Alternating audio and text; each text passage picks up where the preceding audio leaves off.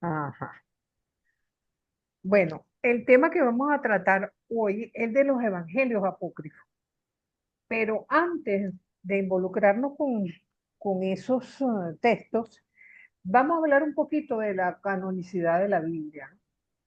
Porque algo que nosotros estamos bien conscientes como creyentes es que las escrituras están inspiradas por Dios, ¿verdad? Entonces, en ellas también hemos aprendido un poco a conocer la humanidad de la Biblia, lo que ha sido la encarnación de la palabra divina en textos humanos, concretamente.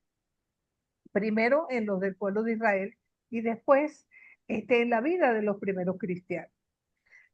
Pero difícilmente todos los textos escritos en esa época respondían de alguna manera al proyecto de Dios, porque con el tiempo el pueblo fue aprendiendo como a discernir cuáles de esos escritos iluminaban la vida, cuáles podían ellos afirmar que realmente este, podían tener una autoridad y reconocérseles como la autoridad divina que implicaba el camino que habría que asegurarse el pueblo para tratar de ser fieles, ¿no? Entonces, de allí se constituyó una lista de los textos, cuyo nombre se llamó canon, que es una palabra griega que quiere decir algo así como lista, regla, norma, quizás, ¿no? Porque trataba básicamente de reconocer cuáles eran precisamente aquellos textos que definían la fe del pueblo. Sabemos que previamente al cristianismo, dentro del mundo judío, esa lista no era oficial todavía. Incluso cuando nosotros esbozamos el contenido de la Biblia de los 70, la traducción de los 70, vemos cómo incorporó una serie de textos que no eran reconocidos como canónimos por el mundo judío. Y luego de la rebelión del año 70 y la caída de Jerusalén, un grupo de rabinos se reunió en una ciudad en la costa del Mediterráneo. Esto es una leyenda, pero muchos lo dan por cierto, ¿no? Llamada Yamnia, en las que ellos establecieron que cuáles iban a ser sus libros santos y determinaron que ningún texto que no estuviera escrito en hebreo o en arameo podía ser considerado inspirado por Dios. Ahora, ¿qué podemos nosotros decir en cuanto al Nuevo Testamento? Recordemos que los primeros cristianos no tienen Nuevo Testamento escrito, sino que ellos seguían leyendo la Torá, seguían incorporando a su fe pequeños detalles de la vida de Jesús, un milagro, una predicación, una diatriba con los grupos religiosos y poco a poco, ¿verdad? Se fue asentando a partir de una tradición oral lo que finalmente para nosotros fue el Nuevo Testamento. Ahora, ¿cuándo vino a definirse? Fue un largo proceso, larguísimo. Fíjense que de hecho el nombre del Nuevo Testamento no se tuvo sino hasta el siglo II. Se cree que en Antioquía, Ignacio de Antioquía fue el primero que mencionó eso de Nuevo Testamento. Entonces, y bajo estos criterios, muchos de los textos que para nosotros son canónicos, como es el Apocalipsis, por ejemplo, o el Evangelio de Juan, en un primer momento no entraron, porque eran asumidos por muchos grupos milenaristas. Y por eso se decía, pero también serán unos textos inspirados por Dios cuando tienen ese contenido, ¿no? Y entonces, para muchos daba que pensar, y ese proceso de una u otra forma no se clarificó. Entonces, cuando nosotros leemos la segunda carta de Pedro en el capítulo 3 versículo 16, observamos que hace mención a la literatura paulina y la pone a la par que el resto de la escritura conocida. Lo mismo hace la primera carta de Timoteo, ¿verdad? Que hace mención del Evangelio de Lucas. Entonces, el primero, como les decía, en utilizar el término Nuevo Testamento no fue sino hasta el siglo II. Entonces, ¿qué estaba claro para esta gente? Que el origen del Nuevo Testamento tenía un origen netamente apostólico, ¿verdad? pero realmente la fuente y la raíz son eminentemente apostólicos. Entonces existe la regla de fe que desembocó en el credo, eso lo vemos en Nicea. Entonces, y la canonicidad de algunos textos fue muy discutida. Se decía también que quizás la segunda y tercera carta de Juan, a lo mejor no eran de Juan, y que la carta de Santiago era considerada también sospechosa porque hablaba de la fe con obras, ¿no? Y de alguna manera el hecho que en la carta de Judas, que es canónica, haya acotación, por ejemplo, del libro de Enoch, que es apócrifo, entonces digo que pensar si efectivamente no habría que hacer una criba ahí y estar completamente seguro de cuáles eran los textos que sí entraban. Entonces, el proceso de apostolicidad, por decirlo así, vamos a decir que fue la piedra de toque, pero no había seguridad de que los textos fueran escritos por apóstoles o discípulos de los apóstoles, ¿no? Por eso es que el proceso no fue nada fácil. De alguna manera, los textos tendrían que estar identificados con el mensaje de Jesús y el criterio básico para que un texto fuera reconocido como parte de Dios era que el pueblo fuera capaz de reconocerse en ese escrito, de sentirse como interpelado, ¿no? Y entonces esto llevó a la necesidad de ir aceptando escritos incluso de otras comunidades y tomarlos como propios, ¿verdad? Pero ese proceso no fue igual en todas las comunidades. Había comunidades que aceptaban texto y otros que no lo hacían. Entonces, vamos a decir, en esta escogencia del canon, se siguieron varios criterios, ¿verdad? Entonces, hacia el fin del siglo IV, hubo varios concilios, ¿verdad?, que tuvieron importancia en la oficialización del canon. La Odisea en el 360, el de Roma en el 382, el de Cartago 392, donde se publican una lista de textos, ¿verdad? Y que esto se dio bajo el pontificado de Damaso, donde se estableció la lista completa, la cual fue conocida como decreto de Gelasio y fue ratificada en el concilio de Cartago y confirmado por el canon alejandrino, ¿verdad? Con 46 textos del Antiguo Testamento, y también fijaron el canon del Nuevo Testamento con 27 textos. La carta del Papa Inocencio en el 405 también oficialmente hablaba de esta lista de textos. Sin embargo, a lo largo de la Edad Media se siguió discutiendo cuáles sí y cuáles no. ¿Quién aclara esto? Finalmente es el Concilio de Florencia. Estamos hablando de 1442. Adelante. Si su salud se lo permite, estar con nosotros en el curso este año 2025. Bueno, yo creo que alguien tiene abierto un micrófono por allí. Está convaleciente en un hospital, hospitalizada allí, porque Jacqueline tenía el micrófono abierto. Creo que del riñón. Hace el esfuerzo de enviar una nota de voz y decir, estoy así, asado, me lo mandó por privado, por supuesto, y yo voy a estar. Hay que avisarle a alguien que está el micrófono abierto. El micrófono. Ya como que lo acabo de quitar entonces para que no pueda hablar. Sí. Bueno, les decía, ¿verdad? Pues, ahora no puedo quitar esto allá, lo voy a quitar. Ajá. Entonces, ¿verdad? En este concilio, ¿verdad? Se determinó, digamos, de manera dogmática, por decirlo así, cuáles eran los textos que realmente iban a ser considerados como canon. Pero con todo eso, tuvo que tocarse nuevamente el tema en tren. Pero eso obedeció a una necesidad.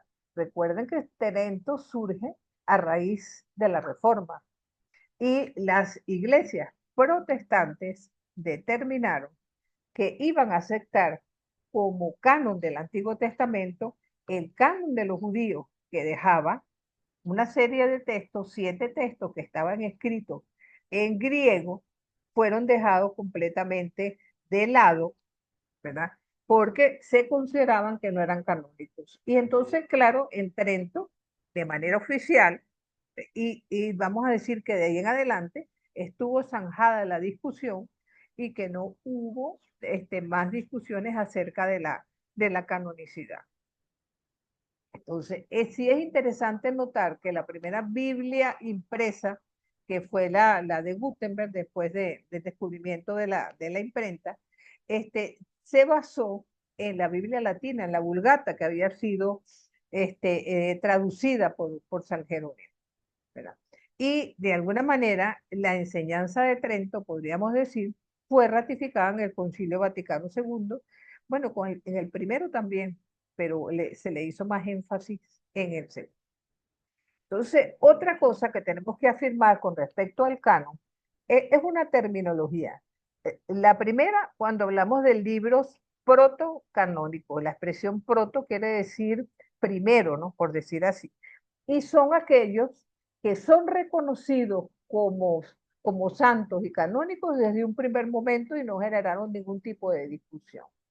Después de eso tenemos una expresión que son libros deuterocanónicos, que es algo así como los que entraron en un segundo momento. No por eso son menos inspirados, ¿ok?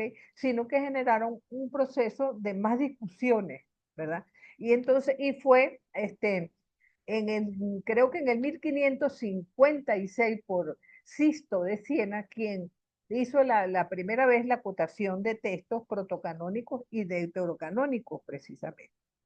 Entonces, de alguna manera, en un primer momento se habló del canon de Muratori, que ya contenía los libros que para el 180 ya eran considerados canónicos, evidentemente las 13 cartas de Pablo, los evangelios, la primera carta de Juan, ¿verdad? Y de alguna manera, el libro de Hebreo, la segunda de Pedro, la de Santiago, el Apocalipsis, todavía no eran considerados como canónicos. Y la tercera categoría es de libros apócrifos, que son aquellos, ¿verdad?, que tienen características, si se quiere, semejantes a los textos bíblicos, pero no son reconocidos como textos inspirados por Dios. Entonces, es más, carecen de inspiración divina y por eso son dejados completamente afuera. Entonces, los apócrifos, eso sí, no podían ser leídos en las asambleas litúrgicas ni ser usados en catequesis, sino en lecturas individuales. ¿Verdad? Bajo ese nombre también se agrupaban aquellos textos que eran leídos en ciertas comunidades, lo que de alguna manera testifica el pluralismo religioso de los primeros siglos. Entonces, posteriormente fueron prohibidos por la gran iglesia y evidentemente la palabra apócrifo empezó a surgir como que si fuera algo herético que no podía ser tomado en nuestras manos. De hecho, fíjense que hay mucho desconocimiento de la literatura apócrifa y mucha gente los mira hasta con temor, con miedo. Y eso no debería extrañarnos demasiado, porque hacia los años 50 mucha gente decía incluso que la Biblia no debía tomarse en las manos, que tenía que pasar por el prisma de alguien que fuera capaz de interpretar el mensaje, no fuera cosa que incluso se hablaba de que uno podía volverse loco, ¿no?, si leía los textos bíblicos. Contimás, imaginen, tomar en nuestras manos los textos apócrifos prácticamente era considerado como una aberración, por no decir otra cosa. Entonces, antes de entrar en materia con los evangelios, es bueno destacar que evidentemente cuando decimos que son textos que tienen más o menos la misma estructura, más o menos el mismo enfoque y más o menos fueron contemporáneos en cuanto a su redacción, llama la atención que haya textos del Nuevo Testamento, ya hicimos mención de la carta de Judas, que de alguna manera tenga acotaciones de textos que no son canónicos precisamente. Entonces, los apócrifos del Nuevo Testamento son muchísimos, muchísimos. Y con ello se está dando testimonio del pluralismo que había en los primeros tiempos y sobre todo la gran diversidad. Entonces, eso sí, muchos de ellos contienen una serie de puntos polémicos, sobre todo en la historia, en la proclamación de los dogmas, podemos decir eso. Entonces, pero hay cosas que llaman la atención. Cuando nosotros leemos el Apocalipsis de Baruch, que es un texto apócrifo, y lo comparamos con la primera de Corintios 15, entonces en ambos textos se pone la misma pregunta, ¿no? ¿Con qué cuerpo van a resucitar los muertos? ¿Verdad? En Apocalipsis 6, de alguna manera, los mártires se preguntan por el tiempo de la venganza. Y eso también es el mismo contenido del cuarto libro de Esdras, que también es apócrifo. El discurso de Esteban en los Hechos de los Apóstoles, de alguna manera hace eco de la asunción de Moisés, que tiene una semejanza bastante parecida, vamos a decir así. Y hay coincidencia, ¿verdad?, entre el Apocalipsis de Elías y Juan 2:15, ¿verdad? Entonces, no amen al mundo ni lo que está en este mundo. Entonces, esta lista podría ser larguísima si nos ponemos entonces a tocarla, pero ¿por qué vamos a tocar el tema de los apócrifos? Porque en muchas manifestaciones artísticas, incluso en las películas, ellos están presentes.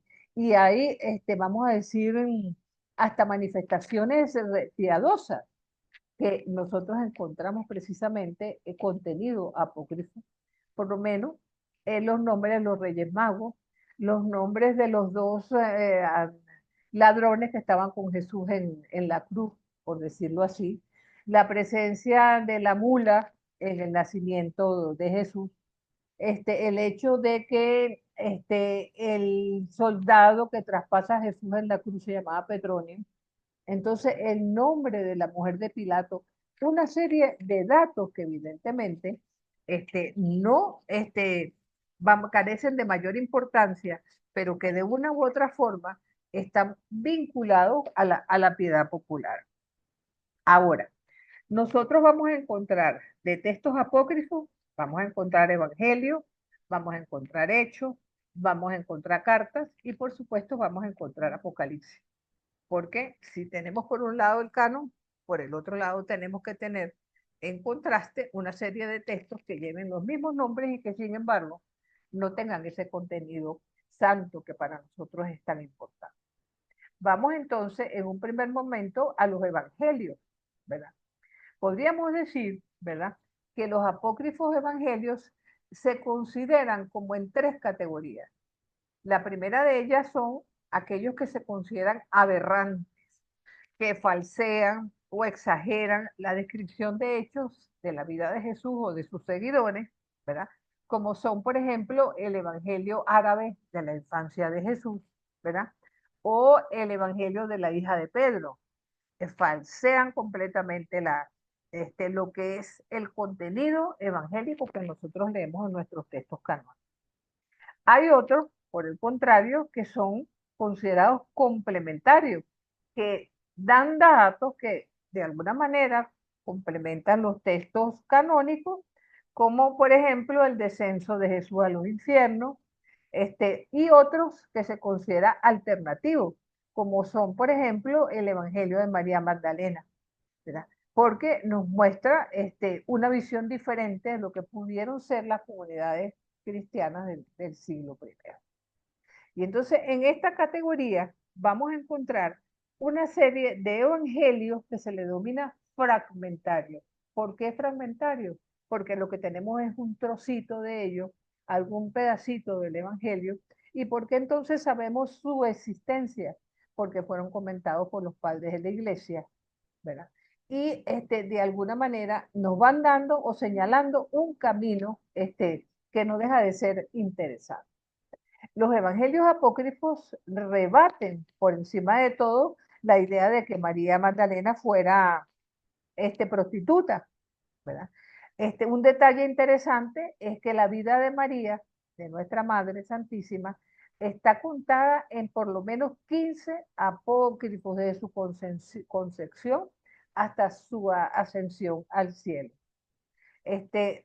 Por ejemplo, Jesús en el Evangelio de Mateo es presentado como muy cercano a los campesinos excluidos del Imperio Romano y con una predicación que va en contra, que es política completamente porque va en contra del Imperio Romano.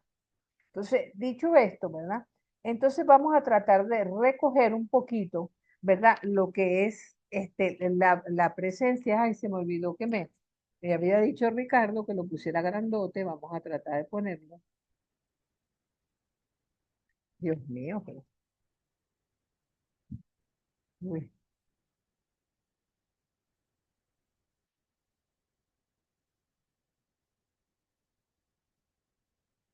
bueno, aquí como que no lo puedo poner grande, me está apareciendo. Pero ustedes lo ven bien de ese tamaño.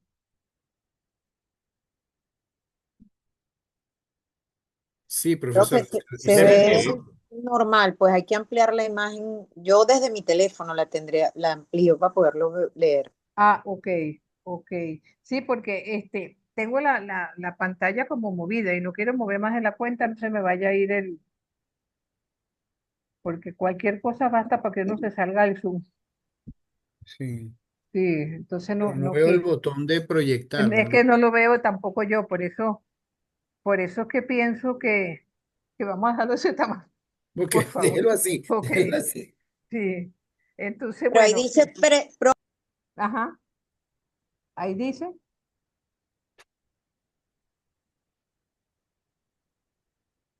Vamos a ver si me muestra el escritorio como dice aquí. No, no hay modo, no hay modo. Dejémoslo así entonces. No perdamos tiempo con eso.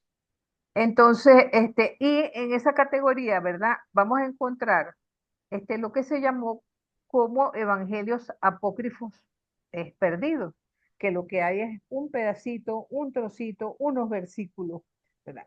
El primero de ellos es el evangelio de los hebreos, probablemente escrito por comunidades judío-cristianas, se ha perdido, y dice algo que es bien curioso, ¿no? Que el Espíritu Santo es la verdadera madre del Salvador. Tenemos también el Evangelio de los Nazarenos, que fue comentado por el primer historiador de nuestra iglesia, que fue Eusebio de Cesarea. Habla de que fue escrito probablemente en Berea y en aramea, en arameo, perdón, y llama apóstata a Pablo. Y entonces aparece incluso en este evangelio la perícopa del joven rico. ¿Se acuerdan aquel que Jesús le dijo, bueno, vende todos tus bienes y me sigue? Y él, bueno, sencillamente no siguió a Jesús. Todos estos textos son de la primera mitad del siglo II, ¿verdad?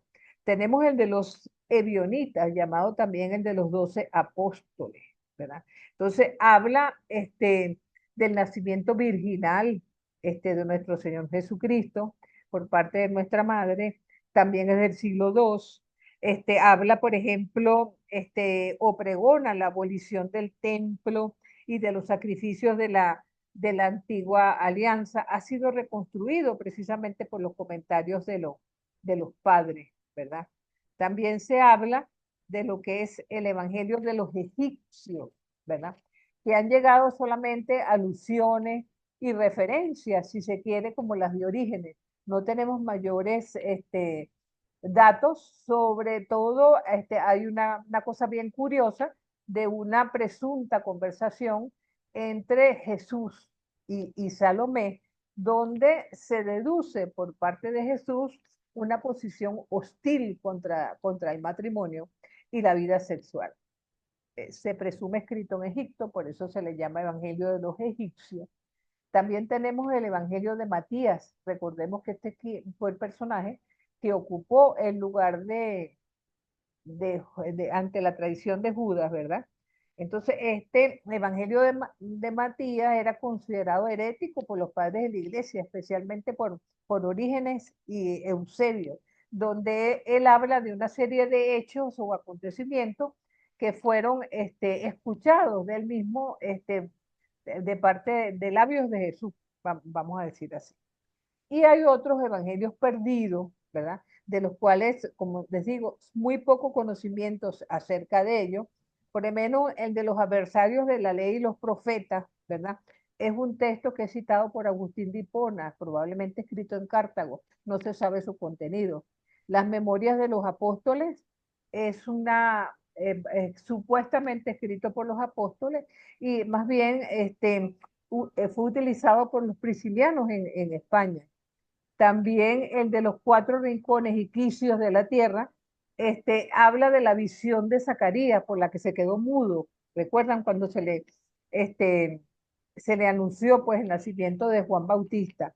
Habla del nacimiento de María y un poco retoma nuevamente lo que fue la anunciación. El Evangelio de Eva, este es bien interesante porque habla de lo que es la unión de Eva con el diablo, imagínense ustedes con la serpiente, y fue comentado por San Epitafio, vamos a decir así. Después tenemos el Evangelio de la Perfección, de origen gnóstico, el Evangelio vivo, que era un escrito maniqueo del cual no tenemos mayores datos. Tenemos también el Evangelio de Apeles, que fue comentado por Jerónimo, y el autor fue un discípulo de Marción. Ahora, de todo este lote, vamos a detenernos en el último. Yo sé que no se ve bien donde tienen ustedes la lámina, porque habla de el Evangelio miren, aquí estamos. El Evangelio de Judas, ¿ok? Entonces, y en ese sí nos vamos a detener. ¿Saben por qué? Porque apareció, ¿ok? Apareció en el siglo pasado, finales del siglo XX, y su descubrimiento ha puesto como muchos interrogantes, vamos a decir así, acerca del papel de Judas en la historia de la salvación. Adelante, Víctor. Profe, una duda sencilla. Ajá, Este, Teniendo toda esta información a la luz de hoy en día, nosotros como estudiantes, este, ¿cómo podemos manejar esta información y poder decidir y revelar, bueno, lo podemos tomar, esto no lo podemos tomar, esto mejor no lo leo, esto sí lo leo? O sea, ¿qué estrategias hoy se plantean desde el punto del estudio de la Biblia para poder adentrarse dentro de estos textos apócrifos como tal? ¿O claro, cuál es la mira, luz que indican? ya. En primer lugar, la única luz es que no tengan nada que contradigan los evangelios canónicos. Si encontramos un evangelio que dice que Jesús mató a alguien y después la resucitó, evidentemente estamos hablando de un texto que no puede ser canónico, que no puede ser inspirado por Dios, porque eso no es la imagen que nosotros tenemos de Jesús.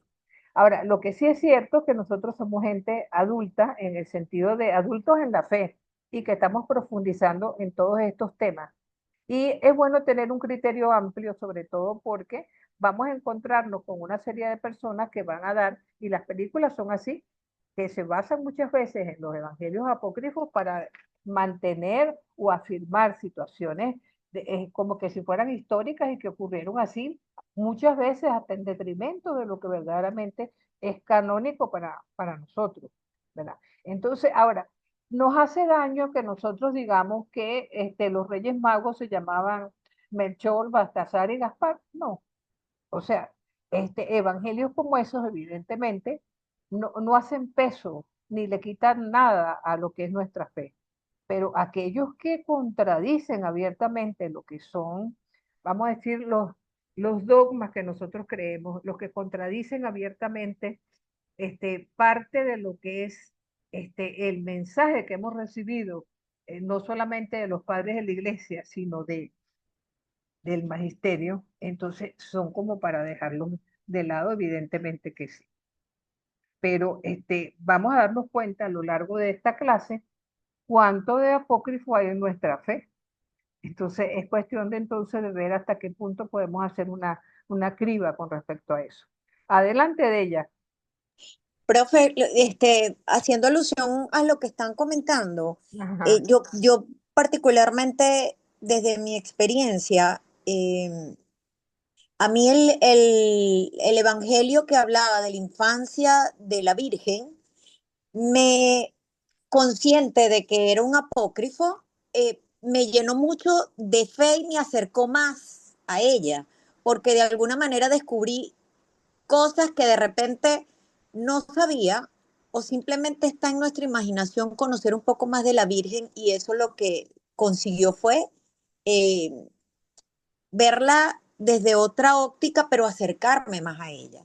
Entonces pienso que cuando los leemos tenemos que tener, como usted dice, ya un poquito de conciencia y claridad de qué cosas van en contra o no, pero sí te acercan más a tu fe y de alguna manera refuerzan esa cercanía que necesitamos con algún personaje bíblico. Pienso que no tiene nada de particular en utilizar esos textos, siempre y cuando sean con personas que ya tienen formación, porque si se lo vamos a dar a alguien que completamente nuevo en este proceso, van a tomar como palabra cierta lo que dice textualmente allí. como hacen en las películas. Sí, Exactamente, ahora exactamente. fíjate, quizás tendríamos que tratarlo igual que como tratamos las apariciones privadas, que si Jesús se le apareció a no sé quién, que si los textos de no sé qué persona que dicen que hacen hasta libros y todo diciendo que Jesús se le apareció. No estamos obligados a creer en nada de eso si no lo queremos así. Exacto. Incluso hasta las mismas apariciones marianas, recordemos que muy pocas han sido aprobadas por la iglesia. Y es precisamente en eso que es preferible no aprobar una aparición que pudiera ser falsa, adelantarse a aprobar algo que pudiera causar más daño vamos a decir, que en la vida de fe del pueblo que Ujú. favorecerlo, Que la distorsiona de alguna que la manera. Entonces distorsiona. hay que Exacto. tener el criterio y la claridad. Yo creo que eso nos lo da este proceso de formación que todos llevamos para tomar qué cosas me pueden sumar y qué no. Exactamente, así es. Adelante, Isabelita. Bueno, complementando rapidito lo que han dicho y respondiendo a la interrogante de a mi compañero Víctor, creo que es importante también ir a la fuente, es decir, saber lo que estamos leyendo, si es confiable, si no es confiable, quién lo escribió. Hay un libro que escribió el padre Santiago Martín, que se llama El Evangelio Secreto de la Virgen María. Ya conocemos al padre Santiago Martín, pues él es teólogo, tiene muchos programas en EWTN, es un gran evangelizador, creo que es de la obra del Opus Dei. Entonces, el libro, tal cual lo que usted dice, profesora, si eso enriquece mi fe, pero no hay nada que esté fuera del dogma, pues de los dogmas o de la tradición, pues bueno, no veo ningún inconveniente. Pero ese libro a mí me ayudó muchísimo a ver a María desde una experiencia cristocéntrica, a entender que no todas las devociones marianas y todas las apariciones, pues estoy obligada a creerlas. Entonces creo que ya no nos meten gato por liebre con esta formación Sí, y esto es algo que exacto. continúa. Es Se ha cierto. tocado un punto bastante álgido porque eso tiene mucha efervescencia ahora. Es cierto. Bueno, yo creo que la cosa va por ahí. Y volviendo a nuestro amigo Judas, ¿verdad? Este es interesante porque si bien tiene una gran influencia gnóstica, se cree que fue escrito hacia el 150, fue comentado por Irineo, pero el texto que se encontró parece que es de textos posteriores, de años posteriores, hacia el siglo 4 o 5 en adelante. Entonces pone en duda si la tradición de Judas fue porque Jesús se lo pidió. Entonces, eso contradice completamente el texto evangélico, porque ¿dónde está la libertad nuestra de traicionar el evangelio o por el contrario, afirmarlo? Recordemos que el documento es verdadero, pero digamos la velocidad de lo que expresa o el pensamiento que expresa el evangelio de Judas dista mucho de lo que los evangelios nos hablan de su papel que jugó él precisamente en la historia de la salvación.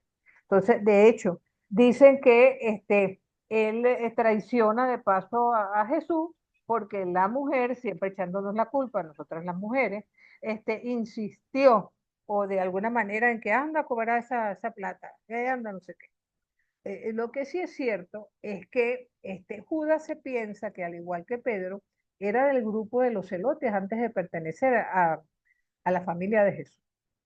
Entonces, ¿qué se considera? Que a lo mejor siendo de naturaleza, vamos a decir, guerrera, él a lo mejor pensaba que si puyaba a Jesús, o sea, obligándolo un poco, poniendo contra la pared de que lo detuvieran, él iba a sacar su mesianismo, iba a sacar todo lo que Jesús. tenía por dentro, por decirlo así. Pero estas son elucubraciones que se hacen a partir de la lectura de este evangelio particularmente. Lo que sí es cierto, ¿verdad? Es que hemos toda la vida poniendo el peso de la traición sobre Judas. De hecho, en Semana Santa, el domingo de resurrección, no se quema como Judas a cualquier personaje que se haya portado mal a lo largo del año, bien sea político, bien sea cantante, bien sea de cualquier tipo, ¿no? Entonces, y eso nos pone un poco en entredicho. ¿Hasta qué punto nosotros como creyentes en algunos momentos también hemos sido Judas, ¿verdad? Porque cuando nosotros comparamos vamos a decir, en paralelo, la traición de Pedro y la de Judas, caramba, yo no diría que una fue mejor que la otra. De paso, Pedro lo niega 3 veces, pero la humildad de Pedro para reconocerse no solamente pecador, sino para reconocerse cómo fue capaz de traicionar al Señor de esa forma, fue tan grande que por eso se convirtió en lo más grande de todos. En cambio, Judas se cerró sobre sí mismo y eso causó precisamente su fracaso. Entonces, en cierto modo también, todos hemos sido Judas en algún momento cuando traicionamos la causa del Evangelio. Y eso también hay que tomarlo en cuenta a la hora de uno no ser tan duro, pues, para juzgar a personajes como este. ¿Cómo es que dice el dicho? Que no hay ningún santo sin pasado, ni pecador sin futuro. Adelante, Ricardo. No, nada más quería compartir que yo ahí me guío por Primera de Tesalonicenses 5:21, Ajá, examine todo y quédense con lo bueno. Es casi como un mandato del Espíritu Santo, pues.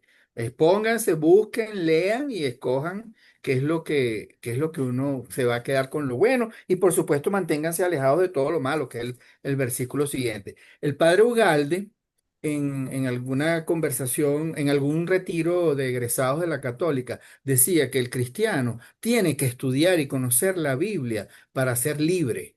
Tiene que profundizar y conocer y leer y exponerse ¿cómo que se llama? Y pensar y meditar todos los contenidos que están en la Biblia, pero no exacto. restringirse y no dejar de ver porque no sé si cuál es el impacto que puede tener. Uno tiene que hacer ese ejercicio. Así es, tal cual, tienes razón, Ricardo. Ahora fíjense, así como tenemos evangelios fragmentarios, también tenemos fragmentos papiracios, ¿verdad? Estos se descubrieron a principios de 1900, finales de 1800, en Egipto, en lo que fue el descubrimiento de la biblioteca gnóstica de Nag Hammadi. Y entonces constataron, ¿verdad? Ese descubrimiento que había trozos de evangelios apócrifos, ¿verdad? Y ahí se destacaron una serie de textos de los cuales tenemos, si se quiere, poco conocimiento, algunos fragmentos del Cairo, este fragmento de Egerton, pero el que más se destaca es el Evangelio de María Magdalena, escrito en copto, probablemente del siglo VI aproximadamente, y por supuesto no está completo. Ahora, faltan 6 folios en ese evangelio. Ahora, lo que es interesante que una vez más María Magdalena se presenta como testigo de la resurrección, dando ánimo a los discípulos y posteriormente se coligen enfrentamientos con Pedro por cuestiones de liderazgo. Y esto podría tener una base histórica, ¿ok? Porque debemos recordar que siendo ella una enviada, un apóstol, al igual que Pablo, estos son los dos personajes bíblicos que hablan de su encuentro con el resucitado. Entonces podemos nosotros colegir que no tendría nada de raro que en verdad se hubiera dado una pequeña confrontación entre Pedro y María Magdalena por el papel o la relevancia que ella tomó en base a ser la primera anunciadora de la resurrección y por supuesto siendo mujer, ¿verdad? Entonces eso tiene que haberle costado caro, porque fíjense que luego no es mencionada en los Hechos de los Apóstoles ni en ningún texto relevante del siglo I. qué pasó allí. Un personaje que incluso Papa Juan Pablo II, el Santo Padre, dice que ella fue la apóstol de los apóstoles. Entonces, y sabemos que verdaderamente fue así. El otro tipo de textos son los que se conoce como agrafas. Agrafas son dichos de Jesús que no se encuentran en los evangelios, sino en otros textos del Nuevo Testamento. Por ejemplo, cuando Pablo diga, Jesús afirmaba tal cosa, pero eso no está en el evangelio, pero lo está afirmando Pablo como palabras de Jesús. Entonces, de acuerdo a la procedencia, son de varios tipos. Aquellos extraevangélicos que aparecen en textos, ¿verdad? Que no están en los evangelios, sino en el resto del Nuevo Testamento. Variantes de manuscritos evangélicos que también pasa. Recuerden que a lo largo de los primeros siglos tenemos papiros, tenemos códices de manuscritos evangélicos donde podría haber unas pequeñas variantes que enuncien a alguna palabra de Jesús que no está en los evangelios canónicos. También tenemos aquellos citados por los padres, que como ellos, la primera generación de padres fue contemporáneo casi de los apóstoles. Y es posible que ellos, en base a la tradición oral, hayan hecho alguna afirmación de palabras de Jesús comentadas por ellos, pero que no están precisamente en los evangelios. Y finalmente los de origen musulmán, porque recordemos que Jesús aparece en el Corán, pero estamos hablando, si el Islam surge en el siglo VI, los agrafas de origen musulmán datan del siglo VIII, IX de nuestra era, bastante muy alejados del siglo I para considerarlos como verdaderamente auténticos.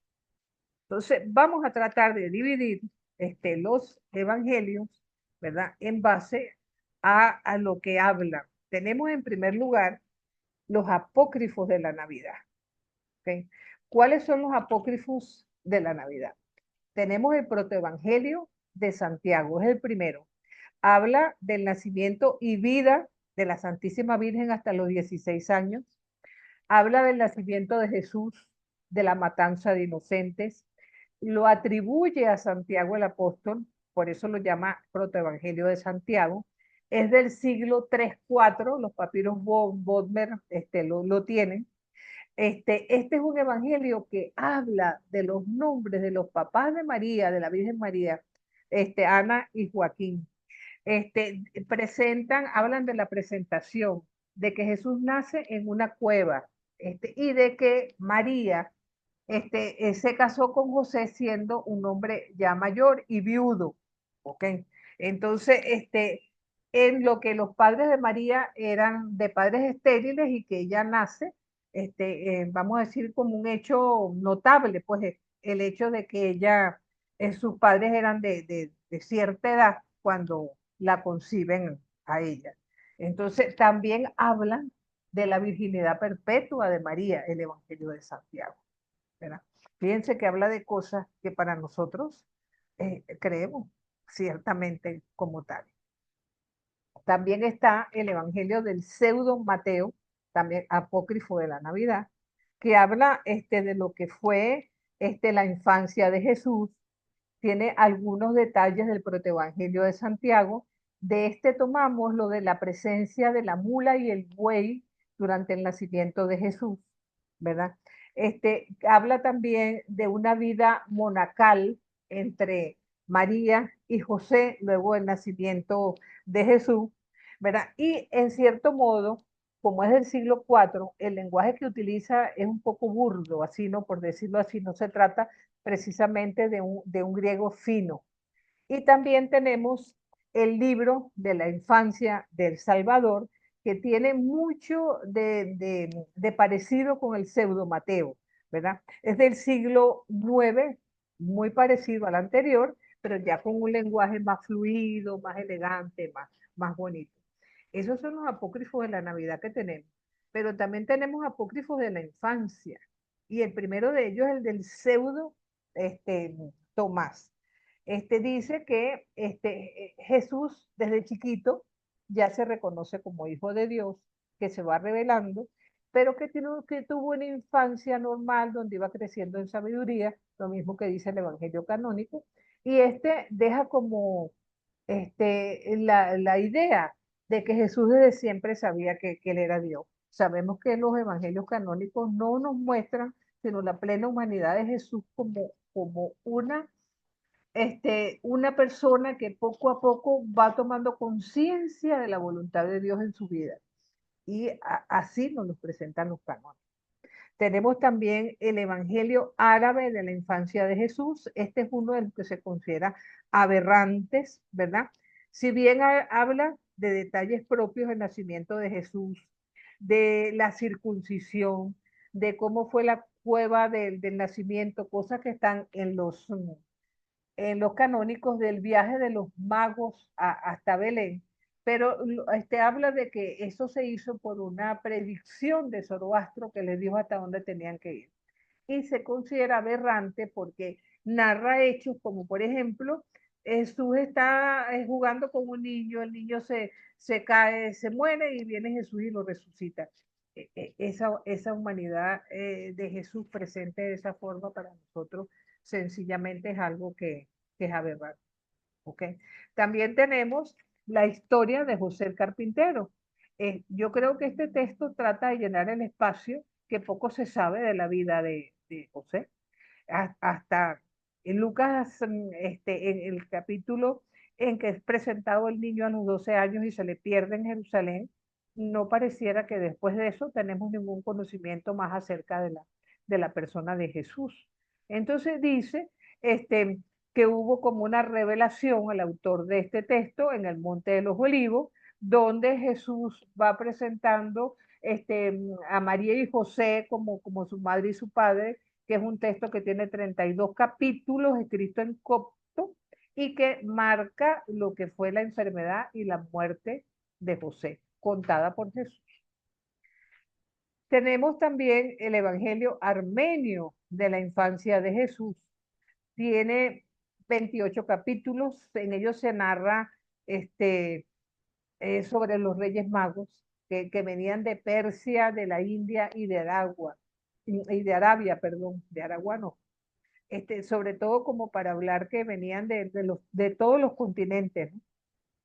Y de alguna manera también se considera aberrante, porque este es el que trae el relato aquel de que Jesús un pajarito lo ahorca y después entonces lo revive otra vez, o sea que eso no está acorde ni conforme con lo que es precisamente lo que nosotros tenemos conocido como el sentir y la manera como Jesús actúa.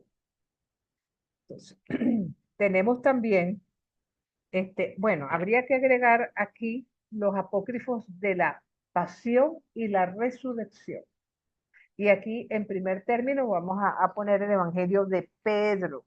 Se supone que fue escrito entre los siglos 9 y 10, bastante tardío, aunque fue escrito en griego, ¿verdad? Entonces, habla de la resurrección de Jesús en presencia de las autoridades judías, de los soldados, que Pedro estaba presente allí en la resurrección y que ve que Jesús sale, ¿verdad? De la tumba, que la piedra se mueve, él sale de la tumba y que la cruz iba como detrás de Jesús caminando una vez que Jesús resucitó. Entonces, de alguna manera es un poquito fantasioso, por decir así, y trata también este evangelio de exculpar a los romanos de la muerte de Jesús, bueno, apuntando pues como únicos culpables a las autoridades judías. Tenemos también lo que fue el evangelio de Bartolomé, ¿verdad? Él hace muchas preguntas, él tiene un diálogo con Jesús resucitado y le empieza a hacer preguntas a él y a su madre, cómo su descenso a los infiernos, y cómo era aquello que los que eran justos reposaban en el seno de Abraham, cómo un poco desarrolla lo que es esa temática, por decir así. Y el más interesante de todos ellos es el Evangelio de Nicodemo, que está dividido como en dos partes. las actas de Pilato y el descenso de Jesús a los infiernos. Entonces, las actas de Pilato son una serie de cartas, allí las tienen presentes, de Pilatos a Tiberio, de Tiberio a Pilatos, anáfora de Pilato, correspondencia entre Pilatos y Herodes. ¿Se acuerdan que en las películas nos salen cómo fue ese encuentro de que Pilatos envía a Jesús a Herodes, que Herodes mata a un soldado, a veces Jesús lo resucita, tradición de Pilatos, muerte de Pilatos? O sea, y de alguna manera está vinculado a todo lo que fue el papel de Pilato como procurador romano durante el tiempo pues que fue este gobernador en Jerusalén. Pero yo quería detenerme en lo que tiene que ver con el descenso de Jesús a los infiernos. ¿Cómo decimos nosotros en el credo? No decimos que nació de Santa María Virgen, padeció en época de Poncio Pilato, fue crucificado, muerto, sepultado, descendió a los infiernos y al Y al tercer día tercer día. resucitó. Correcto. ¿Dónde dice eso en la Biblia? ¿Dónde dice que Jesús descendió a los infiernos? En la Biblia. No lo he leído nunca, profe. No lo hay en ninguna parte, exactamente, Rafael.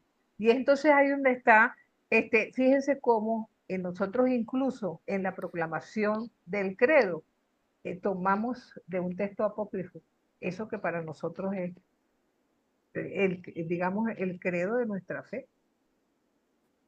Entonces, esto es un poco, ¿verdad? Con la idea de ver lo que estábamos conversando hasta ahora. No todo lo de los apócrifos es malo, no todo lo de los apócrifos es bueno. Ajá. También tenemos Profe, apócrifos. disculpe antes de que siga un segundito. Es en Adelante, las Ricardo. dos láminas atrás cuando dice pseudo Mateo, pseudo Tomás, es que son Ajá. gente que se hace pasar por ellos. Probablemente porque ni puede haber sido Mateo, de entre los apóstoles de Jesús, ni puede haber sido Santiago, ni siquiera el hermano del Señor, porque estamos hablando de textos que se escriben en épocas muy tardías.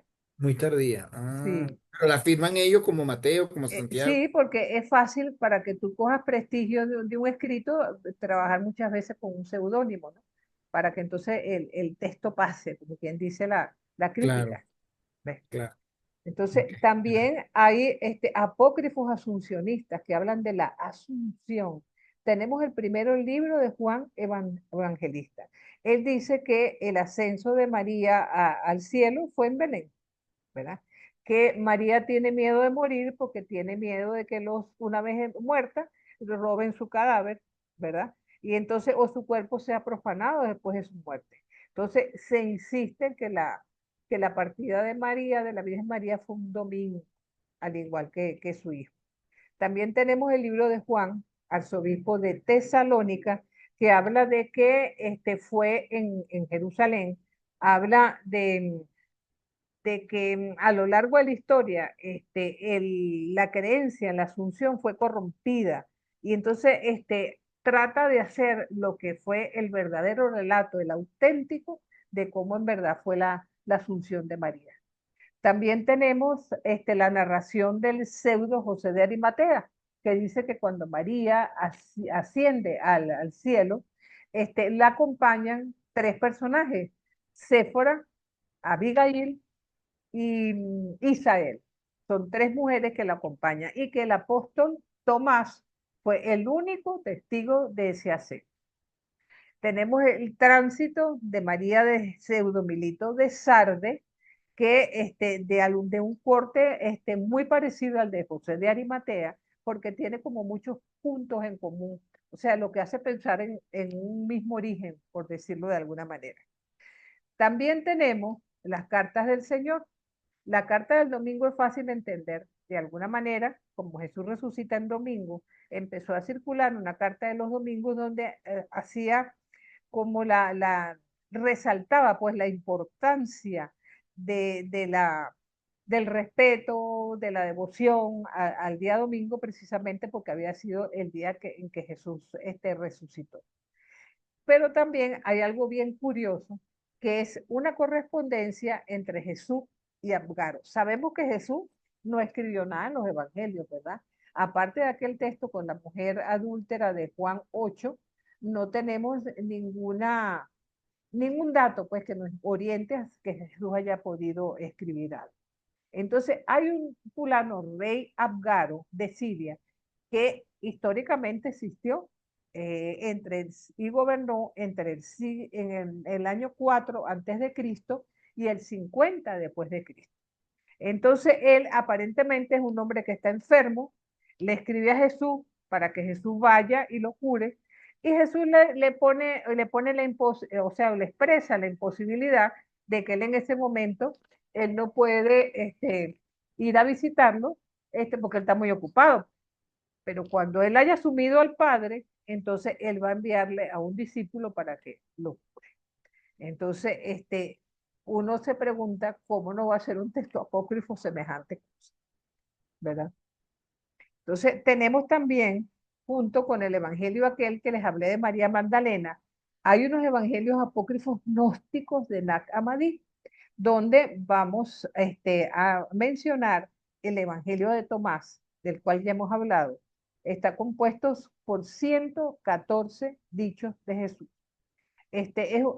Trata más bien de ser como si fuera una especie de fuente, por decirlo, porque son pequeños trozos que a veces no tienen coherencia el uno con el anterior. Este, es un escrito en el que de alguna manera está contra la carne, por decirlo así, relativiza al Dios creador, la práctica de caridad, critica a la iglesia oficial, y por muchos motivos fue considerado precisamente herético. Es más, el dicho 114 dice que las mujeres no somos dignas de la vida, que para nosotros ser verdaderos discípulos tendríamos que convertirnos en machitos para poder entonces poder ascender o ser merecedoras pues del reino de los cielos. Entonces, se cree que hubo como una reelaboración de este Evangelio de Tomás a lo largo de varios siglos hasta que finalmente presentan un documento que está, si se quiere, tipo Frankenstein, con muchos anexos, con muchos agregados. También tenemos el Evangelio de Felipe. Este no es un verdadero evangelio porque tiene como 127 párrafos que no tienen tampoco relación uno con el otro y que de alguna manera va llevando como un hilo conductor hacia la importancia de los sacramentos que pareciera ser su tema básico, ¿no? Y habla sobre todo de la importancia de los sacramentos en la vida del creyente y llega a enumerar para este momento tan temprano, vamos a decir así, lo que es la importancia del bautismo, la Eucaristía, la unción y por supuesto para hablar del matrimonio, la menciona como cámara nupcial, ¿verdad? Y también tenemos los apócrifos de Juan y la sabiduría de Jesucristo, que no es otra cosa que filosofía gnóstica de principio a fin. Terminado con los evangelios, nos toca hablar un poco, ¿verdad?, de los hechos, ¿verdad? Y aquí se nos presentan algunas situaciones interesantes. Por casualidad, ustedes han visto una serie o una película que se llama Año Domini, que trata de ser este, un, una película acerca del contenido de los hechos de los apóstoles, porque trata de narrar lo que ocurre desde la muerte de Jesús hasta la caída de Jerusalén. ¿Por casualidad alguno de ustedes ha visto esa película? ¿No? No, no, Bueno, no la he visto. No, no lo he solamente, visto. bueno, no. Fíjense No, que, profe. bueno, en estos hechos, sería interesante que la vieran porque allí hay las cosas que nos muestran las películas, los hechos de Pedro. Nosotros tenemos en los evangelios qué pasó con Pedro, cómo murió Pedro. No, ¿verdad? Entonces vamos a tener, ¿verdad? Que en los hechos de Pedro se nos va contando cómo él le tocó predicar en Roma, ¿verdad? Incluso la tradición asume que Marcos, el evangelista Marcos, estaba a su lado y que mucho de su evangelio es algo narrado con los ojos de Pedro, pues en la medida que Pedro iba narrando las cosas. Entonces habla de que estando Pedro en Roma, tiene una discrepancia con un fulano mago, que de una u otra forma se convierte como en su antagonista. Y entonces él dice, pues no, yo no sigo aquí en Roma, yo me voy de aquí, yo no voy a seguir soportando impertinencias de este hombre. Y la tradición lo muestra como él se va con Marcos fuera de Roma y en el camino se consigue a Jesús resucitado, que lo interpela y le dice, Señor maestro, ¿qué haces aquí? Bueno, me voy para Roma para que me vuelvan a matar porque te puse a ti para que lo hicieras y fíjate que dieras testimonio mío, que si tenías que llegar a pasar situaciones difíciles fueras capaz de soportarlo y fíjate cómo estás huyendo. Y entonces, comprendiendo Pedro el significado, se regresó a la ciudad, aceptó el martirio y entonces en este texto se expresa como él al momento de ser martirizado dice, no, yo no soy digno de morir como Jesús y pidió que lo crucificaran pero con la cabeza para abajo. Por eso la tradición siempre lo muestra de esa forma. En los hechos de Pablo pasa algo parecido porque allí vamos a encontrar que en los Hechos de los Apóstoles se nos dice que después de que Pablo fue detenido y enviado a Roma, estaba en una casa, prácticamente tenía, perdón, casa por cárcel, y en ese momento siguió escribiendo, pues por decirlo así. Pero en ese texto se dice que Pablo, siendo ciudadano romano, no podía ser sacrificado en la cruz y entonces Pablo muere con la cabeza, le cortan la cabeza y que en el sitio donde ellos mueren, donde se levantó la Basílica del Vaticano. Entonces, ahora, hay un texto que se llama Los Hechos de Tecla y Pablo, que es interesantísimo, ¿no? Es un texto apócrifo del siglo II. Se dice que Pablo en su predicación va a un lugar que se llama Iconio, ahí donde vive Tecla de Iconio, que ella estaba listándose para casarse con el hijo de un hombre rico. Pero cuando ella oye la predicación de Pablo, se convierte al cristianismo, deja novio, deja matrimonio, deja todo. Era una joven virgen que sigue a Pablo. Entonces, vivir en castidad. Y entonces ella decide que ese es su camino, ¿verdad? Entonces, ¿qué pasa? Ella es detenida junto con Pablo, son llevados hasta ante el gobernador y los meten en la prisión. Pero ella lo que hizo toda la noche fue escuchar a Pablo, la predicación de Pablo dentro de la prisión, sus enseñanzas y besando sus cadenas, ¿verdad? Cuando la familia lo encontró, lo volvieron a llevar al gobernador, entonces fue sentenciado Pablo a ser azotado, a expulsado y Tecla fue condenada a la hoguera a fin de que todas las mujeres que vieran el castigo que se le estaba imprimiendo a Tecla se dejaran de esa tontería de estar siguiendo a Pablo ni cualquier otro, ¿verdad?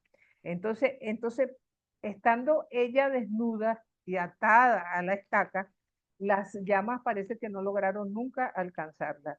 Entonces, de alguna manera, después entonces fue sentenciada a que las bestias salvajes la mataran. Tampoco pasó. La llevaron después al anfiteatro para que una leona se la comiera y la leona lo que hizo fue lamerle los pies, ¿verdad? Entonces, luego de este episodio dijeron, no podemos matar a esta mujer, dejemos que se vaya para su casa. Y regresó a la casa que era albergada. Entonces dicen que ella fue una de las grandes compañeras de Pablo en la evangelización en toda la zona de Iconia y todo lo que viene con la parte de Turquía. Pero llama la atención, ¿verdad? De que no se sepa más de esta mujer si en verdad jugó este papel tan importante. También están los hechos de Tomás, ¿verdad? Siglo III, es una obra gnóstica completamente y refiere a que la evangelización de Tomás fue hacia la India, donde él le correspondió y que allí, como la mayor parte de los discípulos, muere martirizado, lo ultrajan, lo queman vivo completamente. Después entonces Marcos recoge el cuerpo del mártir y huye a Egipto, donde se dedica completamente a la evangelización. Tenemos los hechos de Bernabé. Sabemos que Bernabé es un personaje que aparece en los hechos de los apóstoles y que, si se quiere, no se ha juzgado completamente la gran importancia que tuvo Bernabé en la aceptación de Pablo, porque fue Bernabé precisamente quien lo llevó ante los apóstoles para que fuera aceptado luego de su conversión, por llamarlo así. Bernabé aparentemente no tuvo ningún papel protagónico y sin embargo, siendo de un escrito del siglo V, se cree que muere en Chipre, donde también fue quemado vivo, este, precisamente por proclamar la palabra de Jesús. También están los Hechos de Juan, donde se narra una serie de milagros realizados por Juan, algunos de sus sermones y por supuesto la muerte del apóstol. ¿Verdad? Se cree que este texto lo escribió un tal Lucio, que era discípulo de Juan, presuntamente discípulo de Juan, y que contiene algunos errores gnósticos que son dejados como de lado. Y finalmente los hechos de Andrés destacan, por supuesto, la veneración por la cruz, la importancia, el carácter salvífico de la evangelización en la medida que se cree en Jesús. Se cree que también él es encarcelado por un funcionario llamado Patras, porque convirtió a su esposa, que se llamaba Maximila, que era la mujer del procónsul, ¿verdad? Y acaba siendo también, como judío, flagelado y crucificado. Igualmente, tenemos cartas apocalípticas, perdón, cartas apócrifas, perdón, de los apóstoles. La mayor parte son del siglo segundo y tenemos en primer lugar esto de los apóstoles, trata de ser como, caramba, diríamos que es epístola, que es evangelio y que es apocalipsis a la vez. Se cree que es una historia de los 11 apóstoles, nos estamos metiendo entonces a Matías allí, desde Jerusalén a todas las iglesias de la diáspora, donde de algún lado tratan de asumir básicamente la importancia de la resurrección de Jesús como base de nuestra fe y la importancia de notar esos signos precursores que van a marcar la pauta de lo que va a ser el fin de los tiempos. También se habla de unas presuntas cartas de Pablo a Séneca, en número de 14, de las cuales Pablo habría escrito 8 y Séneca unas 6. Ahora, no se disponen traducciones antiguas de ellas y se cree que los textos más antiguos son del siglo IX, en un lenguaje bastante vulgar, por lo que se cree que estas cartas no deben ser auténticas porque tanto la pluma de Pablo como la de Séneca eran muy finas. Y entonces hablar o tener estos dos hombres una comunicación en un lenguaje vulgar, intrascendente completamente para la calidad, o es indigno pues para lo que sabemos acerca de estos personajes. Hay también una presunta carta de Pablo a los laodicenses, ¿verdad? Que podría llenar el vacío de lo que nosotros leemos en Colosenses 4:16, donde se anuncia que Pablo próximamente va a visitar la Odisea. Es como unos 20 versículos, tiene mucha adaptación de las cartas a los filipenses y de Colosenses también. Entonces, ¿hasta qué punto podríamos decir que esta carta es auténtica? No lo podemos afirmar. Por eso quedó en el mote de los apócrifos.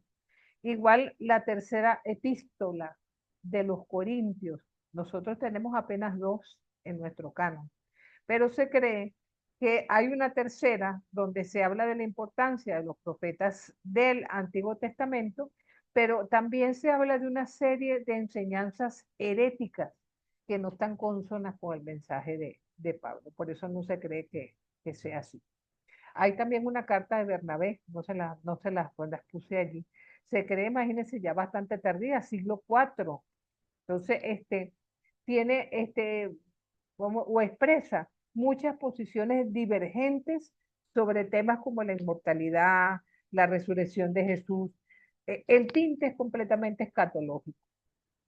No podemos decir más nada. También tenemos Apocalipsis apócrifo, ¿verdad? El primero de ellos es el de Santiago, llamado también la revelación de Jacob, ¿verdad? También se encontró en Nag Hammadi.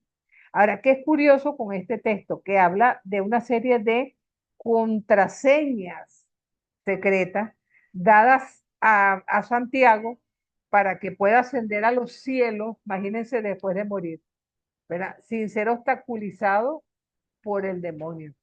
¿Por qué tendría que ser eso con Santiago y no con el resto de los discípulos? En cierto modo, eso es lo que expresa este escrito.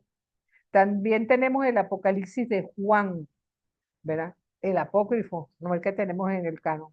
Describe una aparición de Jesús donde le da una serie de informaciones privilegiadas al apóstol Juan, con la idea de que él iba a ascender al cielo, pues junto con el Evangelio de María Magdalena y el de la sabiduría de Jesucristo, conforma una serie de colección de papiros coptos, ¿verdad? También tenemos el Apocalipsis de Esteban. Recordemos que Esteban fue el primer mártir de nuestra iglesia. En los Hechos de los Apóstoles nos regalan que fue muerto a pedradas, por decirlo así. Y de alguna manera, lo que Esteban expresaba aparentemente era considerado como blasfemia por parte de la comunidad y eso fue lo que suscitó de que de una u otra forma fuera condenado a muerte a pedradas. Entonces, incluso en este texto se dice que Pablo de Tarso, recordemos que según los hechos, Pablo fue testigo del martirio de Esteban y que él le puso plomo, le vertió plomo en su boca, imagínense, y en los oídos, y clavos en el corazón. Pablo, imagínense. Pero un ángel lo cura. Entonces, Esteban, iba a ser apedreado, pues, o debe ser apedreado. Y entonces en este texto dice también que Nicodemo y que Gamaliel, el gran rabán de Jerusalén, lo defendieron para que no muriera de esa forma. Pero que después de 10 horas de tanto suplicio, finalmente Esteban muere. Y Pilato lo entierra en un ataúd de plata, imagínense ustedes.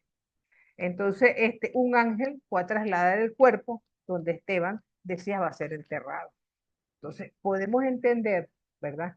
Que textos como estos, de alguna manera, tienen que ser considerados apócrifos porque tienen demasiada fantasía, por decirlo así. También tenemos el Apocalipsis de Pedro, que trata de ver cómo va a ser la suerte de las personas después de su muerte. Y detalla los tormentos en el infierno, y cómo también disfrutan los bienaventurados en el paraíso. También tenemos el Apocalipsis de la Virgen, siglo V, ¿verdad? Donde ella les anunciaba que después de 3 días, después de su muerte, ella subiría al cielo. Entonces Juan aconteció que todos los discípulos, todos los apóstoles aparecieron para acompañar a María junto con Jesús en ese tránsito, ¿verdad? Entonces, como el ángel Gabriel, cuando María muere, levanta las piedras de la tumba y la Virgen sale caminando, tiqui, tiqui, tiqui, tiqui, y asciende al cielo en una nube. Entonces, podemos imaginarnos un poco esta visión que está presente en algunas apariciones privadas o algo parecido. Finalmente, tenemos el Apocalipsis de Pablo. Este es bien interesante porque es del siglo VI y habla de que los condenados en el infierno son atormentados por una serie de castigos que guardan relación con los pecados a los que se hicieron culpables. ¿Dónde vemos nosotros esto? Tienen presente de dónde podrá haber tomado, si no es de aquí, Dante, su Divina Dante. Comedia. Ujú. Exactamente. Porque Sí, fíjense que él habla de los 9 pisos que hay en el infierno, que cada condenado va a ser es castigado de acuerdo a lo que hizo, ¿verdad? Y de alguna manera podemos asumir que Dante leyó el Apocalipsis de Pablo. porque hay demasiada semejanza entre lo que expresa en la Divina Comedia y lo que el Apocalipsis de Pablo nos muestra, ¿verdad? Finalmente, ¿verdad? Les decía que había por lo menos 15 apócrifos que nos hablaban de María, aparte de los que ya mencionamos, como el Protoevangelio, el Pseudo Mateo, los relatos árabes de la infancia, y que de alguna manera van marcando como una serie de hechos que se han conservado en la memoria popular, ¿no? Por ejemplo, la Virgen siempre es presentada con la palma, con el velo, ¿verdad? Las ropas que ella confeccionó para el día de su muerte, eso lo dicen los evangelios apócrifos, su asunción, la consagración propia y de su padre. Y una cosa bien interesante, ¿de dónde creen ustedes que se sacan las letanías del Rosario? De aquí, de los apócrifos de María.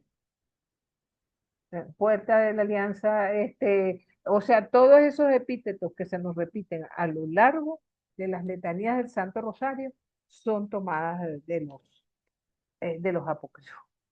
Entonces, lo cierto es que ella aparece con un gran liderazgo en los primeros momentos de la evangelización entre los primeros cristianos.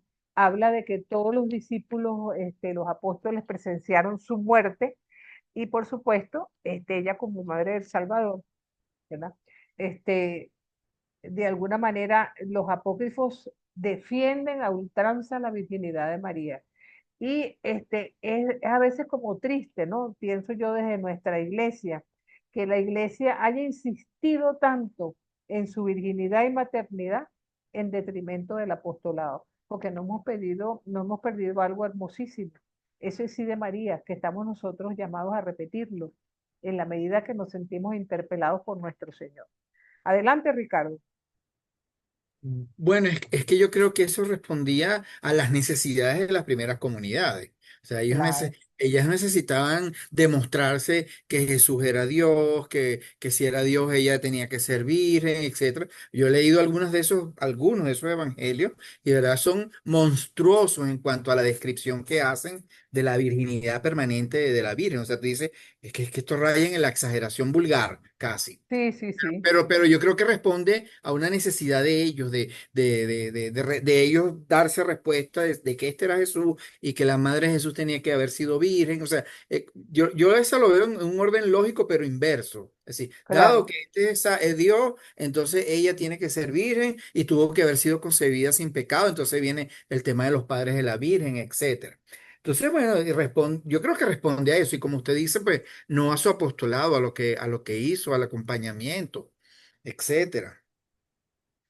Ciertamente sí, digamos que es un verdadero llamado, ¿no? Porque ciertamente el ejemplo de María tiene mucho que mostrarnos, ¿no? A cada uno de nosotros. Y bueno, aquí estamos, en esa intención. Adelante, José. Eh, es acerca de me llama la atención el hecho de que en la canonicidad de los apocalipsis, los diversos apocalipsis, me parece que debió haber sido una tarea muy, muy, muy complicada porque no se tiene ya como canon, abunda mucho en símbolos y procesos que no están sujetos a historia. Exacto, Entonces, estos otros también tienen muchos símbolos, tienen muchas referencias espirituales, muchas referencias teológicas. Entonces, me llama la atención, por ejemplo, de todos los que se mencionó, el de Pedro, que dice que bueno, esa visión que aparentemente él tiene de los bienaventurados, es decir, todos los gozos que tienen los bienaventurados, pero también el digamos, castigo, sufrimientos que tienen los condenados. ¿Por qué? Ajá, el castillo, amigo, y bueno, ¿y por qué este entonces no es considerado, por ejemplo, un libro inspirado por Dios? Porque bueno, fíjense que hay muchas en la historia de la iglesia, ya sea que han abusado o no de eso, pero hay muchos místicos, entre comillas, que han reforzado constantemente esas expresiones del después, ¿no? Por ejemplo, la Santa Sor Faustina, lo que pasó con las de Fátima, la Beata Emericho o algo así que se llama, que ellos tratan de ir describiendo el después de esta vida. Y entonces, claro, me llamó la atención que, oye, hay un Apocalipsis de Pedro que habla de eso. Entonces, oye, wow. Claro, sí, lo que pasa es que siendo revelaciones privadas no estamos obligados, ¿no? a creer en ellas, ¿ok? Ni tomarlas como palabra de Dios, pues. Hay gente que es muy seguidora, pues, de estas corrientes, pero no tenemos la obligación de hacerlo si para nosotros no es así. Lo interesante es que esto habla de una pluralidad de testimonios, de una pluralidad de comunidades y evidentemente llama la atención, sobre todo con respecto a los apócrifos de María, por ejemplo, en el protoevangelio de Santiago se habla de que una partera al momento que llegó donde María, que estaba dando a luz, se dio cuenta que Jesús salió como si fuera un suspirito, que no tuvo un nacimiento normal y natural como lo hemos tenido todos. Entonces uno lee esas cosas y se da cuenta de que con razón ese testimonio no pudo considerarse canónico, pues, porque Pero, si la profe, prehumanidad de Jesús, ajá, justamente esa referencia que da de la hora del nacimiento del Señor, eh, por muchos siglos, dentro de la iglesia se mantuvo la creencia de que, bueno, María, manteniéndose virgen durante el parto, el himen, por ejemplo, no tuvo que sufrir ningún tipo de alteración y que, bueno, nada, hay creo que una poesía que describe eso, como que la luz del mundo vino, atravesó sin dañar, y bueno, apareció simplemente Jesús así casi como, no sé, por una especie de ósmosis. ajá, pero eso es virginidad, ciertamente. Fíjense que en el Apocalipsis, por ejemplo, se consideran vírgenes todos aquellos que no se han dejado contaminar con los ídolos. Y María siempre fue una mujer insigne. Tenemos que pensar que Jesús haya nacido igual que todos nosotros. No por eso María va a dejar de ser menos virgen, por eso. Claro, yo por lo menos coincido con esa postura que está mencionando usted, solo que hago el relieve de que yo recuerdo que algunos frailes comentaban esa poesía casi como un catecismo, ¿no? Y yo me quedaba así como que ya va, si yo creo en Jesús hombre, la preciosidad de que el Padre haya escogido a María, yo no veo en ningún momento detrimento de la fe y en ningún momento detrimento de las glorias, entre comillas, que se le pueda dar a la Virgen, en que ella haya dado a luz como cualquier otra mujer en este mundo. Claro, y de repente esos frailes, como tú dices, han leído mucho los apócrifos. Habría que pensar también si eso es así, ¿no? Adelante, Víctor. Yo tendría una duda, ¿no? Porque fíjense que hemos hablado de hechos sobrenaturales que de una cierta forma eh, permitieron separar una cosa o un hecho de otro, ¿no? Pero también en los evangelios hemos tenido hechos naturales, porque el hecho de que Jesús caminara sobre el agua es totalmente sobrenatural. Y sin embargo, entró dentro del canon, ¿no? Eso, por un lado, que en verdad me imagino que la iglesia sufrió o padeció mucho en tratar de separar una cosa de la otra, es decir, estos sí y estos no, porque fácilmente podía haber dicho, bueno, eso, que Jesús caminara sobre el agua, eso es sobrenatural, eso no entra en la lista, va para afuera. Pero decir que unos sí y unos no, me imagino que fue un proceso de lucha muy grande. Sí, Por otro lado, mi duda surge en esto que usted acaba de decir, estas revelaciones privadas vemos hoy que han surgido con fecha de unos cuantos años atrás, por ah, ejemplo, el libro Los Mormones, los Testigos de Jehová, e inclusive hasta parte de la aparición de Jesús en el mismo Corán, fueron apariciones privadas, porque entonces no fueron tomados, o posición nuestra como iglesia, tomados como apócrifos o como aquellas apariciones que de repente, mira, eso se lo inventaron, porque realmente eso no pasó así y eso debería ser parte de los apócrifos. lo que pasa es que acuérdate que esos libros son relativamente recientes, todos son posteriores a la Reforma. Cuando nosotros hablamos de este tipo de apocalipsis, de este tipo de textos que hemos conversado hoy, estamos hablando de textos que no pasan más allá del siglo sexto de nuestra era, ¿ok? Cuando todavía se estaba, vamos a decir, estaba creciendo el cristianismo, ¿ok? Y entonces era lógico que encontráramos diversas posturas acerca. Recuerden que también durante ya para el siglo III, para el siglo IV, ya empezaron también a surgir algunas herejías. Gente que ponía en entredicho lo que decía la Biblia o que la manera como se expresaba tal o cual cosa. Y entonces, en ese proceso, la definición del canon, evidentemente, fue bastante difícil poder delimitar, pues, como quien dice. Pero siempre el criterio fue en base a que no contradijera ninguno del mensaje de Jesús y que por otra parte sirviera para que las comunidades crecieran en la fe y se sintieran apoyados con dicho mensaje. Porque fíjate que lo que tú dices con respecto a que Jesús camine sobre las aguas, podríamos entonces aplicarlo a los milagros, porque eso también fueron hechos sobrenaturales, Correcto. ¿entiendes? Y sin embargo, nosotros estamos conscientes de que Jesús hizo milagros, pero nunca se nos olvide que los evangelios son testimonios a la luz de la Pascua. Nadie se le hubiera ocurrido escribir que Jesús caminó sobre las aguas antes de que Jesús resucitara y antes que viniera Pentecostés, porque es en el momento en que ellos precisamente toman conciencia de que todo lo que Jesús hizo y dijo era verdad. Antes no. Y es entonces cuando rememoran la vida de Jesús a la luz de la experiencia que ellos tuvieron como testigos de lo que vieron, de lo que recibieron como tradición oral y por supuesto lo ponen por escrito bajo esa perspectiva. Adelante, Sonia. Sí, una pregunta, profesora. ¿Usted cree que, bueno, entiendo que los evangelios que se han conseguido de María Magdalena son o recientes o muy cortos, pero también que por el mismo hecho de que la mujer no era casi que nada, no tenía ningún valor desde la época de los inicios de la cristiandad, es muy probable que por eso no haya entrado dentro de los textos canónicos. Pero hoy en día, es válido que no se reconsidere, es decir, ¿es esta la Biblia? ¿Jamás va a incorporarse o a darse el brazo a torcer, como quien dice, para incorporar textos que puedan aportar más a la fe? No, el canon cerró con Trento. Ahí no hay más posibilidad de que ningún texto podrá ser inspirado por Dios y que se descubra que es inspirado por Dios y ya no puede ser agregado a la Biblia. Eso ya el canon cerró.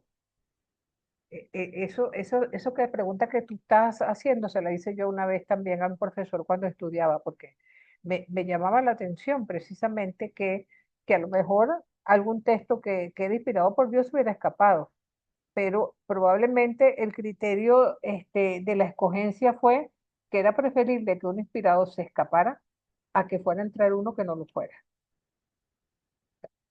Adelante de ella. Profe, me queda como una duda. Si estamos hablando de ver muchos hechos de la Biblia que están dentro del canon, que los estamos más viendo con ojos eh, de hoy, del hombre hoy, del contemporáneo. Entonces, ¿cómo podemos nosotros mirar, en el caso de la Virgen específicamente, si hay un dogma de fe que me habla de esa virginidad perpetua, este, tener que aceptar que ella, a pesar de ser humana, no pudo haber concebido de una manera extraordinaria, porque si sabemos que ella concibe a Jesús por obra del Espíritu Santo, ¿por qué no creer entonces que su nacimiento fue de la misma manera extraordinario? Y pienso que eso es lo que asume la Iglesia cuando dictan este dogma de la virginidad perpetua de María. O sea, yo siento que ahí no hay discusión de verlo con los ojos nuestros, de nosotros hoy, como estaban hablando de que si Jesús caminó sobre el agua y eso fue un milagro y por qué no lo sacaron del canon o sí o no. No sé si me explico al final Sí, lo que quiero plantear. O sea, hay cosas que ya se analizaron, que ya se discutieron, que son más de fe, pero también está eso, si la Virgen concibió por obra del Espíritu Santo, ¿por qué no dar a luz de la misma manera? Y esa es la base del dogma de virginidad perpetua. O sea, todo no lo podemos ver con los ojos nuestros hoy. sí, pero recuerdan que los dogmas se han reinterpretado a lo largo de la historia. Nosotros no concebimos la ascensión ahorita como en el momento que se decretó. No concebimos la Inmaculada Concepción de la misma forma que en el momento porque la comprensión en la que hemos alcanzado para esta época nos ha permitido ir un poco más allá creyendo en el dogma lo reinterpretamos de forma diferente. Y una cosa que creo que les mencioné, pero que no está de más recordarla. Recuerden que la virginidad, ¿cómo se llama? La concepción divina que nosotros encontramos en los textos evangélicos no es patrimonio del cristianismo. La madre de Buda era una mujer virgen que quedó concebida sin hombre. La madre del creador de la raza azteca quedó concebida sin hombre. Y es porque la manifestación de Dios a la humanidad nunca podrá ser por hechos humanos. Tiene que ser siempre que la presencia de Dios esté allí.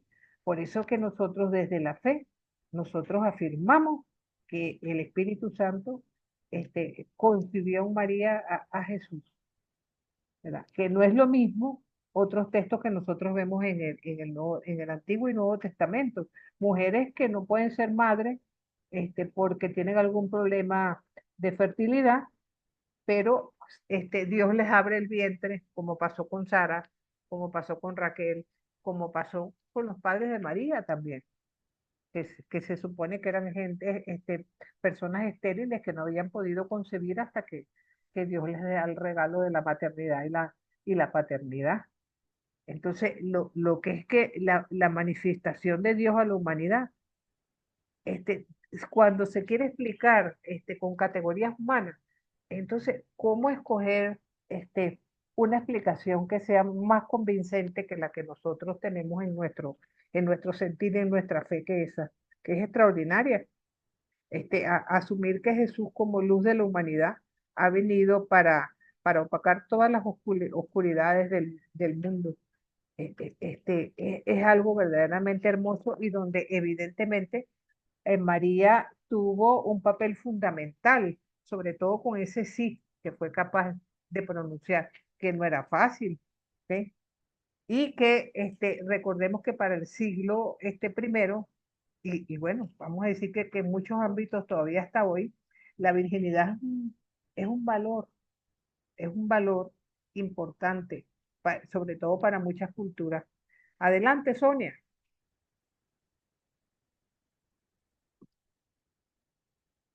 Hermanos que nombra la Biblia, pero que no hace mención exactamente quién es la madre, los hermanos de Jesús, que De, dicen, la Biblia hace referencia, sí, ahí está tu madre, tus hermanos, pero fíjense en algo bien curioso, ¿no?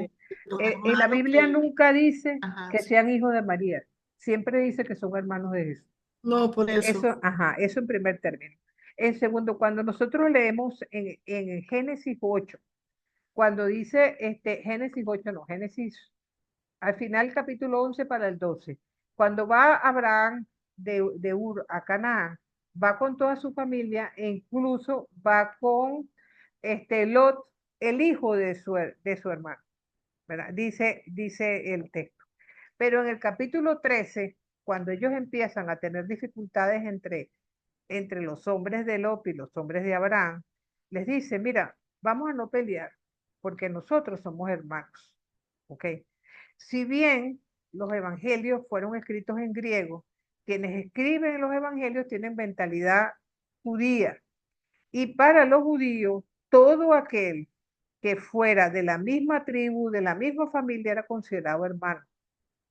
Sobre todo porque en el mundo judío no existe la palabra primo. En griego sí existe, pero en hebreo no existe la palabra primo. ¿Entiende? Si vamos a hacer caso en los apócrifos, para no decir que todos los apócrifos tienen cosas malas, en el protoevangelio de Santiago se nos dice que José era viudo y que tenía varios hijos, ¿ok? Y que cuando a María le presentan una serie de candidatos a escoger para quien vaya a ser su futuro marido, ella escoge a José porque del bastón de él surgió una flor. Por eso siempre representan a José con una flor en el bastón. Entonces, la mayor parte de los textos afirma que los hermanos de Jesús eran hijos de José, del que había sido viudo. También hay un texto en el Evangelio que desmiente un poco eso. Cuando nosotros leemos en Juan 19:26, que están más mujeres al pie de la cruz, aparte de María y María de Magdalena, pueden buscar el texto para que se den cuenta de lo que estoy diciendo. María y María Magdalena, está también María, la de Cleofás, madre de Santiago, de Salomé, de Judas. Entonces, según ese texto, María tenía una hermana llamada también María, casada con un tal Cleofás, que es el que aparece en Lucas 24 como los discípulos de Maús. ¿Verdad? Entonces, también discípula de Jesús. Y que probablemente la otra posibilidad es que ella sea la madre de esa muchachera y no precisamente María, pero son hermanos de Jesús porque son de su familia, ¿ok? Entonces, eso es lo que pasa. Fíjense que al final, cuando Santiago llega a ser el dirigente de la iglesia de Jerusalén, uno de los criterios es porque era hermano de Jesús, pero no necesariamente tiene que serlo carnalmente.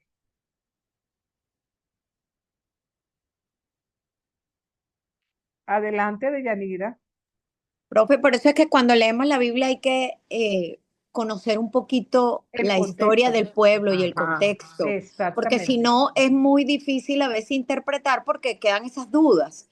Es Sí, como usted dice, todos vivían en la misma familia, eran en un poblado pequeño, en Nazaret, en una montaña donde todos eran familias, se conocían. Entonces las tribus sí, antes eran patriarcales y vivían todos en, vamos a ponerlo para entender, en una misma casa. Primos, es todo lo que fuese familia vivían ahí. Entonces, de alguna manera, esa esa familiaridad cercanía, que sí, sentía y esa cercanía pues eran familias, simplemente hermanos todos, porque como usted bien dice, no había esa terminología de primo. exacto. Entonces es importante conocer la historia y cómo eran esas costumbres judías para nosotros poder hacer una interpretación un poquito más clara de toda la situación en el determinado libro que estemos Sí, es analizando cierto. en la Biblia. Por eso siempre es importante tomar en cuenta el contexto y el Exactamente. contexto del momento que se nos está relatando, porque eso Y permite entender muchas cosas. Mire, cuando por ejemplo nosotros leemos el Evangelio de Mateo y se nos dice que Jesús estaba en el templo enseñando y que Jesús esto y lo otro, pero para el momento que escribe Mateo ya no hay templo. ¿De qué templo estamos hablando? ¿Ve? Entonces lo que hace es, ¿verdad? Rememorar la vida de Jesús en base a la tradición oral recibida y a lo que él descubrió en su investigación, sobre todo porque trata de recoger cómo eran las cosas en ese momento y no en el momento que él está escribiendo, pero cómo Exacto. separar a veces lo que habla de la comunidad un determinado evangelista, porque muchas veces refleja en su evangelio los problemas que se están viviendo en ese momento. O sea que cuando uno estudia el contexto histórico, tendríamos que estudiar tres contextos. En eso consiste la exégesis y la hermenéutica en el fondo. El contexto del momento en que relata el hecho, el momento en que se fue escrito y el momento de nosotros hoy, con la Ujú. interpretación que tenemos del siglo XXI, Claro. para hacer esa relectura. Y saber a quién a quién iba dirigido, a qué población iba Exactamente, dirigida la lectura que estamos haciendo. correcto. Como cuando yo les expresaba, ¿no? Que las bienaventuranzas en el Evangelio de Mateo, dirigidas a judíos convertidos al cristianismo, lo hace en una montaña para poner a Jesús en la misma altura de Dios. En el caso de Lucas es al lado de un lago, en llano completamente, porque la comunidad de Lucas no tiene nada que ver con la de Mateo. Y él no le interesa resaltar lo mismo que Mateo. porque su auditorio es completamente diferente. Adelante, Briseida.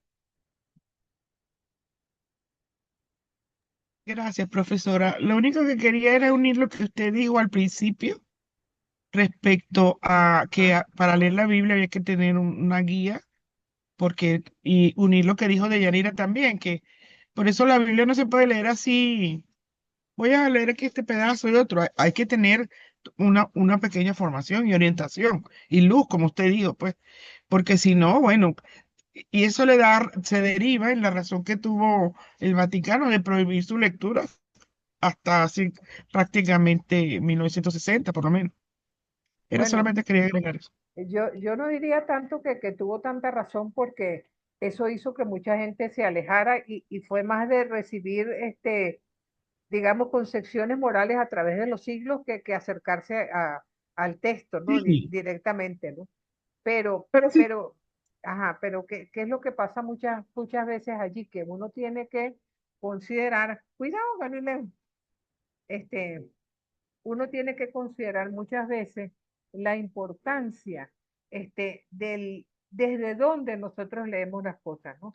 Y si bien es cierto que hay que estar bien formados, bueno, estamos en ese proceso, ¿no? De tratar de irnos formando en la palabra, de poco a poco y aprendiendo, agarrando luces, tratando siempre de no hacer una lectura fundamentalista, ¿ok? Porque el peligro precisamente, y ahí sí tuvo un acierto la iglesia, después de Trento, al ellos, ¿cómo se llama? De alguna manera, las iglesias protestantes tenían la idea de que había que leer la Biblia libremente de la ayuda del Espíritu Santo, porque Jesús era el único mediador entre Jesús y los hombres. ¿Y cuál fue la consecuencia que eso trajo? Que cada ciudad importante creía ser o tener la verdadera lectura del texto. Y por eso es que las iglesias protestantes se dividieron tanto y terminaron formando iglesias, que en un principio fueron iglesias serias, pero de ellas muchas han devenido una cantidad de sectas que no tienen nada que ver con quien les dio origen inicialmente. Y eso es un peligro verdaderamente. claro, Este, imagínense si nosotros que tenemos una cierta formación se producen confusiones. Imagínense en el ciudadano de a pie que no conoce nada, comienza a leer y entonces imagínate, claro. Bueno, si poco hay a ideas que poco, no son correctas. un día a la vez. Bueno, Deyanira está pidiendo la palabra, rapidito Gracias. de ella porque Rapidito, son las 6, rapidito. Es son las como 6. Ajá, recomendación, cuando leemos, aparte de todo lo que hemos expuesto aquí, es bueno siempre no leer solo el versículo como aislado, sino leer antes y después o leer el cierto. capítulo completo para tener una visión con un poquito más amplia eh, y de interpretar de alguna manera más certera lo que estamos Así es. leyendo. Así es, porque ningún texto se puso ahí como si fuera un meteoro, sino que es parte de un conjunto de textos. Exactamente. Miren, estamos sobre la hora. El foro de hoy tiene que ver un poco con el aporte de la literatura apócrifa a la piedad cristiana. Entonces, es un foro. Así que bueno, ahí les dejo Dios los bendiga a cada uno de ustedes y por